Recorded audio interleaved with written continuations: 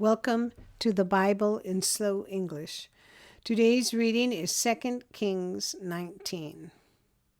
When King Hezekiah heard it, he tore his clothes, covered himself with sackcloth, and went into Yahweh's house. He sent Eliakim, who was over the household, Shebna the scribe, and the elders of the priests, covered with sackcloth, to Isaiah the prophet, the son of Amoz. They said to him, Hezekiah says, "Today is a day of trouble, of rebuke, and of rejection. For the children have come to the point of birth, and there is no strength to deliver them. It may be Yahweh your God will hear all the words of Rabshakeh, whom the king of Assyria his master has sent to defy the living God, and will rebuke the words which Yahweh your God has heard. Therefore lift up your prayer for the remnant that is left." So the servants of King Hezekiah came to Isaiah. Isaiah said to them, "Tell your master this.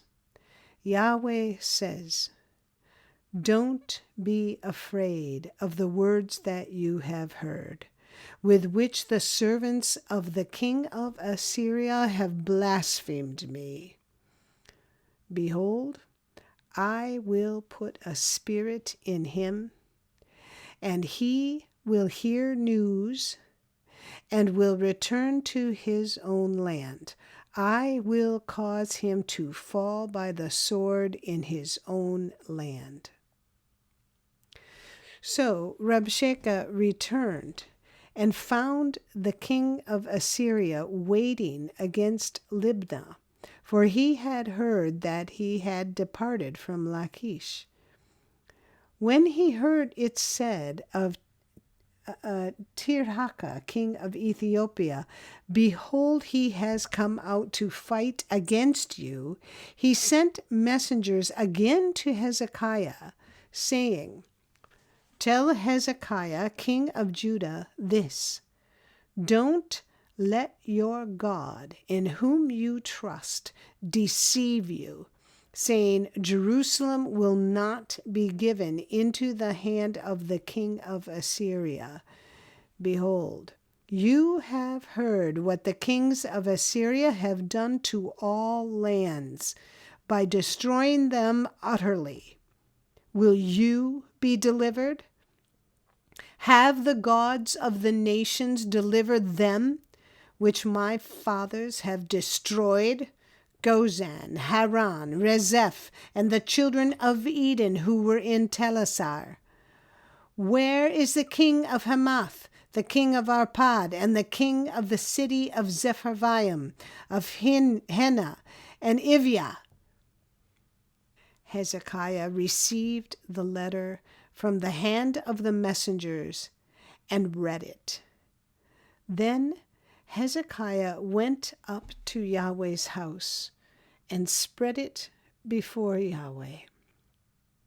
Hezekiah prayed before Yahweh and said, "Yahweh, the God of Israel, who are enthroned above the cherubim, you are the God, even you alone, of all the kingdoms of the earth. You have made heaven and earth. Incline your ear, Yahweh, and hear. Open your eyes, Yahweh, and see. Hear the words of Sennacherib, which he has sent to defy the living God. Truly, Yahweh, the kings of Assyria have laid waste the nations and their lands, and have cast their gods into the fire, for they were no gods, but the work of men's hands, wood and stone. Therefore they have destroyed them. Now, therefore, Yahweh our God, save us, I beg you, out of his hand, that all the kingdoms of the earth may know that you, Yahweh, are God alone. Then Isaiah the son of Amoz sent to Hezekiah, saying, Yahweh, the God of Israel, says, You have prayed to me against Sennacherib, king of Assyria, and I have heard you. This is the word that Yahweh has spoken concerning him. The virgin daughter of Zion has despised you and ridiculed you. The daughter of Jerusalem has shaken her head at you. Whom have you defied and blasphemed? Against whom have you exalted your voice and lifted up your eyes on high? Against the Holy One of Israel. By your messengers you have defied the Lord, and have said, With the multitude of my chariots I have come up to the height of the mountains, to the innermost parts of Lebanon, and I will cut down its tall cedars and its choice cypress trees, and I will enter into his farthest lodging place, the forest of his fruitful field. I have dug and drunk strange waters, and I will dry up all the rivers of Egypt with the sole of my feet. Haven't you heard how I have done it long ago, and formed it of ancient times? Now I have brought it to pass, that it should be yours to lay waste fortified cities into ruinous heaps. Therefore their inhabitants had little power, they were dismayed and confounded. They were like the grass of the field, and like the green herb, like the grass on the housetops, and like grain blasted before it has grown up.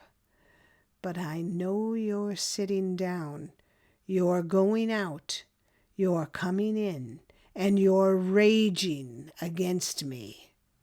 Because of your raging against me, and because your arrogance has come up into my ears, therefore I will put my hook in your nose and my bridle in your lips, and I will turn you back by the way by which you came.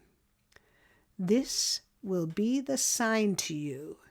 This year you will eat that which grows of itself, and in the second year that which springs from that, and in the third year sow and reap, and plant vineyards, and eat their fruit. The remnant that has escaped of the house of Judah will again take root downward and bear fruit upward. For out of Jerusalem a remnant will go out, and out of Mount Zion those who shall escape. Yahweh's zeal will perform this.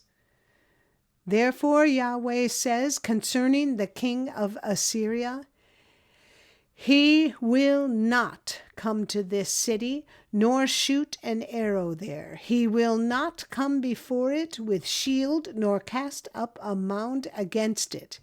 He will return the same way that he came, and he will not come to this city, says Yahweh.